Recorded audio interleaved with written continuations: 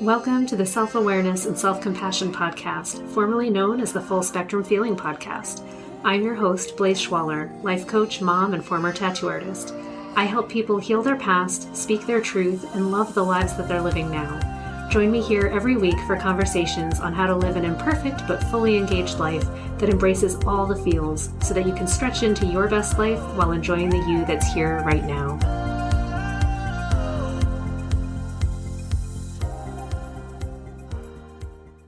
Hello and welcome back to Full Spectrum Feeling. This is Blaise, and I'm going to talk today about the absolute miracle that I think my feet can be sometimes.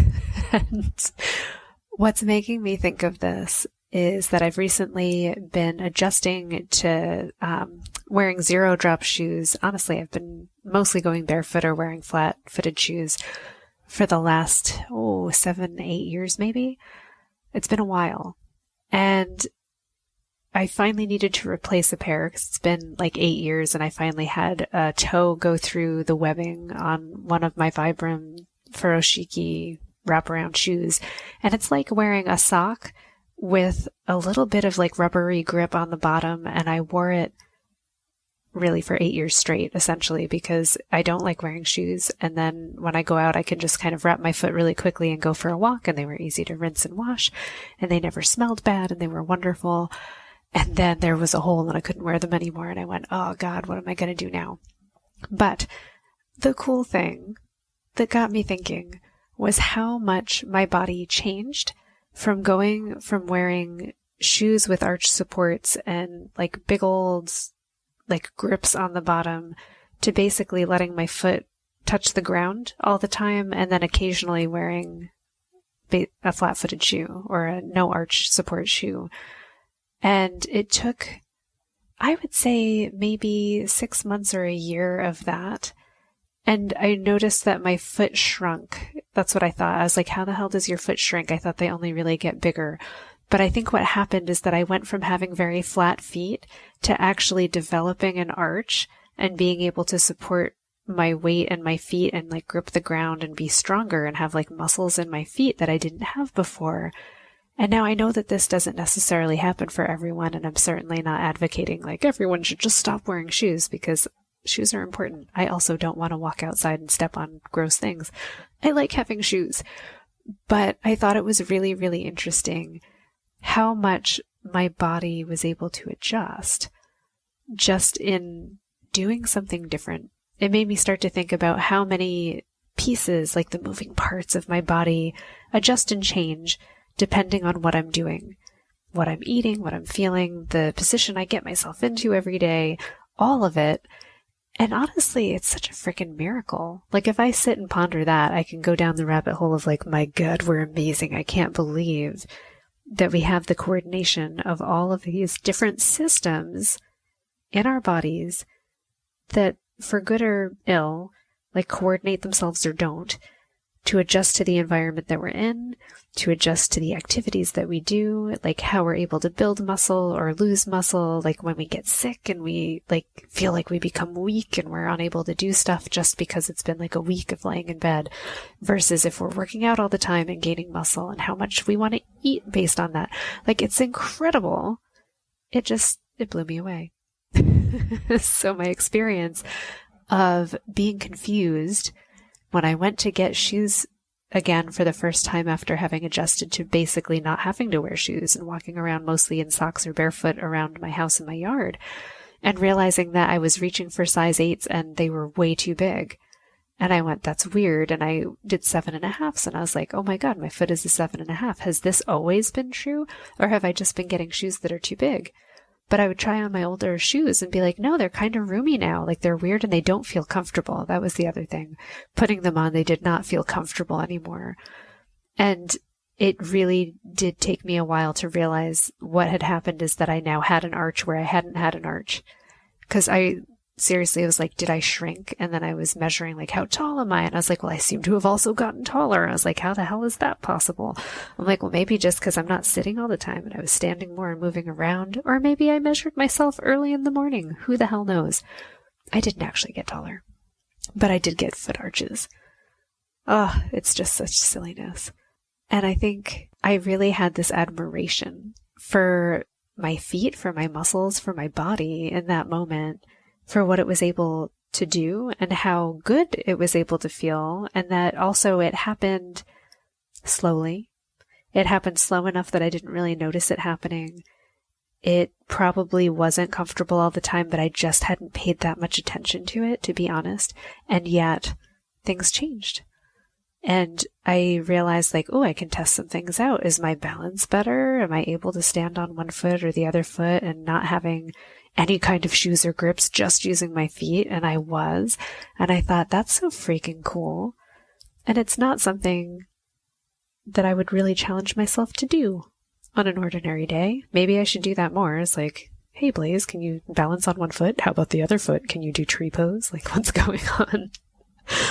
Oh, but it's kind of nifty. It's kind of nifty. And I notice also the differences, like calluses in my hands, the different calluses that I used to have actually from tattooing and how, they faded and they're gone. I haven't tattooed in a long time. Not since 2014. My goodness. So 8 years ago was the last time I did a tattoo. And those well-earned bumps on my hands, they're gone, but the bones have changed actually. So I'm like, I still have different shaped hands and fingers, but the calluses aren't there because I'm not currently doing that. And I just think it's so cool. And I still have calluses for picking things up a lot and carrying, children in boxes. And I still often am holding a pen, often am drawing or just honestly on my phone way too much. But it does change the muscles in my hands and where I feel tension in my body. I know when I speak to massage therapists and other kinds of physical therapists, they notice just looking at people, the way that we're holding ourselves and where that tension is and where muscles are harder to move, where maybe shoulders are up, where there's tension in a jaw, where we get headaches. Like all of that really is this fascinating adaptive response that we have to what we're putting ourselves through every day. And it's made me just want to be more aware of it and to go, where am I treating myself well? And how could I be treating myself better? I always like to bring it back to that. Like, how could I do even better than I am now? Or how can I celebrate that I am doing a pretty decent job? That's also, I think, really important. So I think like, oh, I can tell the difference. You know how they tell you to like pinch your skin and see if it gets the little tent or not to see if you're dehydrated. And I started doing that to just go like, have I been drinking enough water? Does my skin bounce back quickly? Maybe I need more water. So just recognizing that there's so many feedback systems to just the bodies that we're living in. We have all of that available within us at all times. And for me, just to take a moment to pay a little bit more attention, to check in a little bit more often, to notice, is there a good ache? Is there a good ache from using my body well? Have I been out walking? Have I done a squat or lifted something? Or just have I been smiling enough that my cheeks hurt? I love that. If I'm going to have pain in my body, let it be from laughing. For reals. That's what I always hope for. And not from like the consternation headache where you've got like the wrinkled forehead and the eyes hurt because you're squinting them and you're kind of, and the jaw is clenched. Ooh, and I found out something else fascinating that I'll share while I'm here. I didn't realize that there's a genetic component to teeth grinding.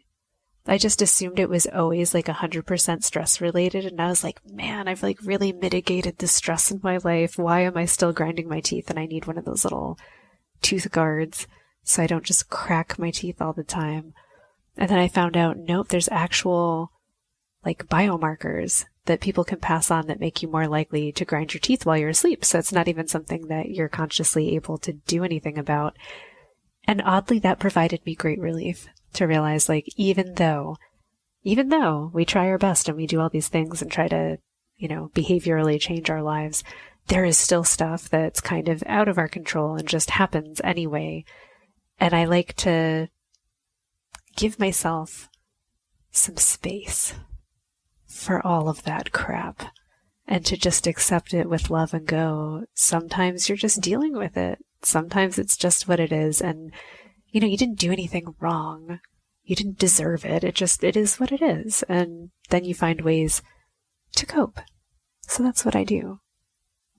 But sometimes I do something nifty and find out that I've lost a shoe size, and it actually really makes me wonder that if I started wearing heels or like the big clumpy boots and stuff with the raised heel again, if I would end up slowly having my feet get flat again. I'm really curious. I'm not going to do it because I'm really actually happy with how I'm feeling right now and how my life is. But it just fascinated me. And I think when I had heeled shoes and big old clumpy boots and stuff, for whatever reason, I did enjoy them. They were cool. But I also really liked being barefoot. And I think it used to maybe be more uncomfortable being barefoot than it is now for me. And maybe that's something that I just get to appreciate about life now in the post-COVID world, when most of us have had the opportunity to try a little bit of at-home time, see how it goes. Maybe we're not wearing the clothes that we used to or the shoes that we used to. I actually bought some really fun heels just for going out. And then I've started to realize that, like, they're pretty, but I don't like wearing them. Isn't that fun? It's like, these boots are gorgeous, but I hate wearing them because they make me feel funny, and I just want flat things that don't make me feel funny. I love indulging myself. I feel like I'm like this really old lady that's not that old. It's like I'm enjoying the broad privileges that I'll give myself when I'm 80, but I'm just going to take them now in my 40s and just be like, I give zero fucks. I'm going to wear what I want. I'm going to be comfortable. I'm going to just not care. I'm just not going to care, and it's great. Friends, what kind of magic has your body done for you lately? Like, is there something really amazing about yourself that maybe you haven't slowed down enough to notice? Like, are your nails really awesome? Do you have, like, honestly, I've always been such a person that appreciates calluses. I know they're kind of gross and people like pay money to remove them, but I'm like, do not remove my hooves. They are earned.